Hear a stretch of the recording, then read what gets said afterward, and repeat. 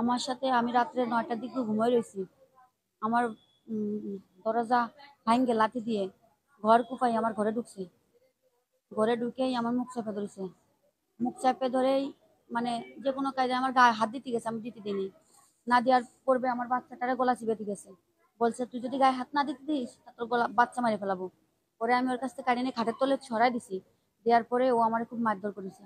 করার পরে যখন দেখছি লোক জানাজানি হয়ে গেল, তখন ওর মা বাপ ভাই বোন, আমার শ্বশুর শাশুড়ি বাড়ি নাই, আমার কেউ নাই।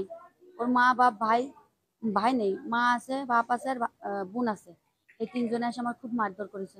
মানে দেখতেছে লোকে জানাজানি হয়ে গেলে সমস্যা, তাই ওরা মারামারি করেছে।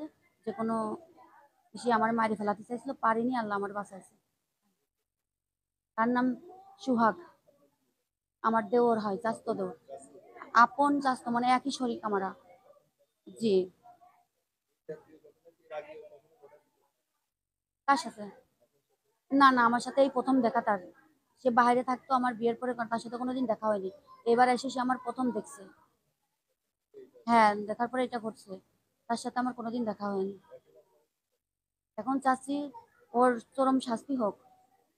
এজন্য এই ধরনের কাজ আর কোনোদিন কার কোনো মেয়ের সাথে না করে, এই নারীদের সম্মান নিয়ে যেন কোনো না করে। তাই আপনাদের কাছে এই বিচারটা দিচ্ছি, আপনারা যেন ওর শাস্তির ব্যবস্থা করেন। ওর জন্য চরম শাস্তি হয়। বাপও আমারে খুব মারিছে, ওর মাও আমারে মারিছে, ও মারিছে, ওর বোনটাও মারিছে, সবাই মারিছে। আমি তো মারাই যেতাম, আল্লাহ আমার বাসায় রাখিছে তাই। না,